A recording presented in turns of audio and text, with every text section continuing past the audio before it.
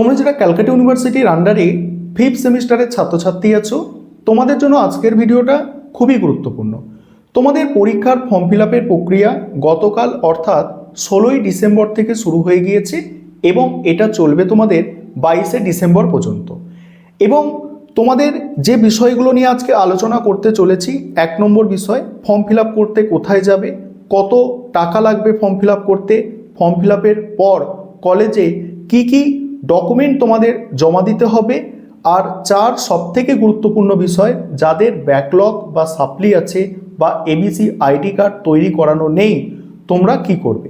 এই সমস্ত বিষয় নিয়ে আজকে বিস্তারিত আলোচনা করব এবং ফর্ম ফিল আপের প্রক্রিয়া কী আছে সেটাও বলে দেব। তোমরা 5th সেমিস্টারের যারা ছাত্রছাত্রী আছো তোমাদের জন্য তো আজকে ভিডিওটা গুরুত্বপূর্ণ থাকছেই, এছাড়া তোমরা যারা 1ম সেমিস্টার, 3rd সেমিস্টার বা অন্যান্য সেমিস্টারের ছাত্রছাত্রীও আছো তোমরাও আজকে ভিডিওটা দেখতে পারো, কারণ পরবর্তীকালে তোমরাও যখন ফর্ম ফিল আপ করবে তোমাদেরও এই প্রসেসগুলো হবে এবং এই স্টেপগুলো তোমাদেরও ফলো করতে হবে। প্রথমেই বলি, তোমাদের ফর্ম ফিল আপের সময় অর্থাৎ ফর্ম ফিল আপ অলরেডি শুরু হয়ে গিয়েছে। গতকাল 16ই ডিসেম্বর ছিল, এই 16ই ডিসেম্বর থেকে ফর্ম ফিল আপ শুরু হয়েছে এবং 22শে ডিসেম্বর পর্যন্ত তোমাদের অনলাইন সাবমিটের শেষ সময়, অর্থাৎ 22শে ডিসেম্বর কিন্তু শেষ তারিখ। এই তারিখের মধ্যে তোমরা অবশ্যই তোমাদের ফর্মটা ফিল আপ করে নেবে, না হলে কিন্তু তোমাদের 1 বছর সময় নষ্ট হয়ে যেতে পারে। এবারে পরের গুরুত্বপূর্ণ বিষয় সাধারণত 19শে ডিসেম্বর থেকে 24শে ডিসেম্বরের মধ্যে কলেজগুলোতে জমা নেওয়া হয়। বলছে 19শে ডিসেম্বর থেকে 24শে ডিসেম্বরের মধ্যে কলেজগুলোতে হার্ড কপি জমা নেওয়া হয়, তবে প্রতিটা কলেজের নোটিশ আলাদা হয়ে থাকে এবং তোমরা 22শে ডিসেম্বরের আগেই এটা জমা দেওয়ার চেষ্টা করবে, কলেজে জমা দেওয়ার চেষ্টা করবে। এবং তোমাদের এখানে আরেকটি তথ্য দিয়ে রাখি, তোমরা ফর্ম ফিল আপের যে নোটিশ পেয়েছো সেই নোটিশে তোমরা দেখেছো যে তোমরা অ্যাডমিট কার্ড ডাউনলোড করতে পারবে জানুয়ারি মাসে 2026 জানুয়ারি মাসের 9 তারিখ থেকে তোমরা অ্যাডমিট কার্ড ডাউনলোড করতে পারছো এবং 15-16 তারিখ করে তোমাদের কিন্তু পরীক্ষা শুরু হয়ে যাচ্ছে। এবারে ফর্ম ফিল আপ কীভাবে করবে, এই ফর্ম ফিল আপ কীভাবে করবে সেটা একটু বুঝে নাও। প্রথমে তোমরা কি করবে, প্রথমে cuexamwindow.in অথবা cuexam.net ওয়েবসাইটে যাবে, ঠিক আছে। সেখানে সেমিস্টার 5 ফর্ম সাবমিশন পোর্টালে ক্লিক করবে এবং তারপরে নামের প্রথম 3টি অক্ষর দিয়ে লগ ইন করো এবং ফর্ম ওপেন হলে খুব ভালো করে মিলিয়ে নাও তোমার নাম, সাবজেক্ট ঠিক আছে কিনা। সব ঠিক থাকলে সাবমিট করো এবং প্রিন্ট করে নাও।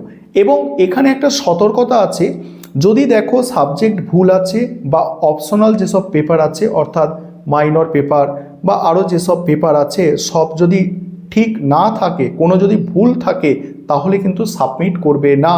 কোনো সাবজেক্ট নিয়ে যদি সন্দেহ থাকে তাহলে ফর্ম সাবমিট করবে না, সঙ্গে সঙ্গে কলেজের অফিসে যোগাযোগ করবে। সাবমিট হয়ে গেলে কিন্তু এটা কিন্তু ঠিক করা খুব কঠিন একটা কাজ।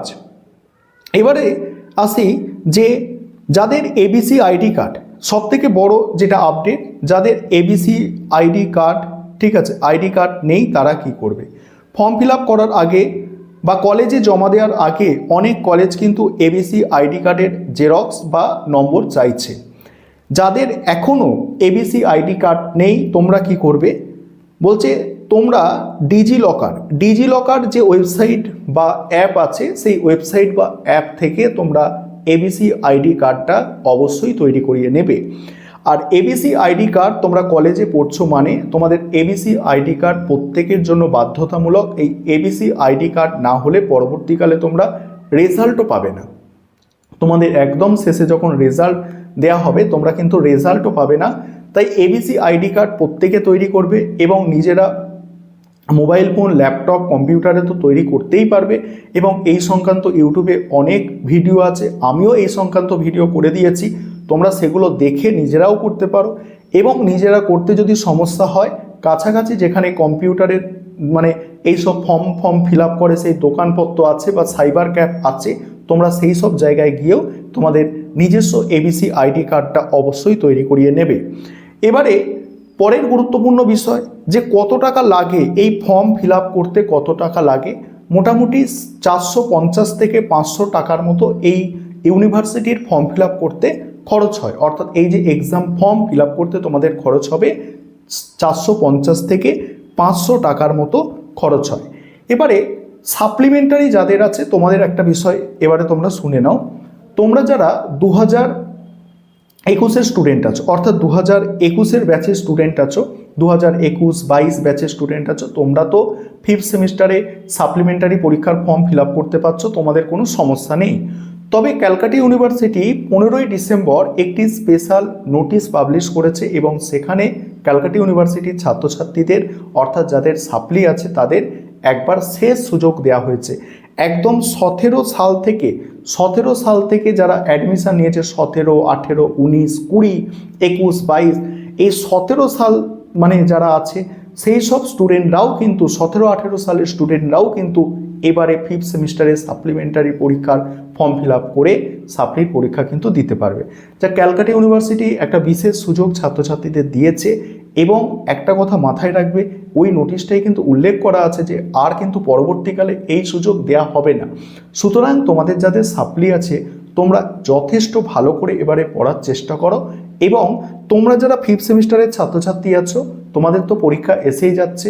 জানুয়ারি মাসের 2nd উইক বা 3rd উইকে তো পরীক্ষা শুরু হচ্ছে। তোমাদের আমি জানুয়ারি মাসের আগে সমস্ত সাবজেক্টের লাস্ট মিনিট সাজেশন নিয়ে আলোচনা করার চেষ্টা করব এবং তোমরা যারা আর্টসের ছাত্রছাত্রী আছো অর্থাৎ হিস্ট্রি, তোমাদের political science, education, sociology, Bengali এই সব সাবজেক্টগুলো আছে, তোমরা জানো আমাদের স্টাডি মেটেরিয়াল প্রোভাইড করা হয়, একদম কোয়ালিটির স্টাডি মেটেরিয়াল কিন্তু আমাদের প্রোভাইড করা হয়। তোমরা অনেকে স্টাডি মেটেরিয়াল পারচেস করেই পড়ো এবং যারা এখনও স্টাডি মেটেরিয়াল পারচেস করতে চাও তোমরা যোগাযোগ করতে পারো।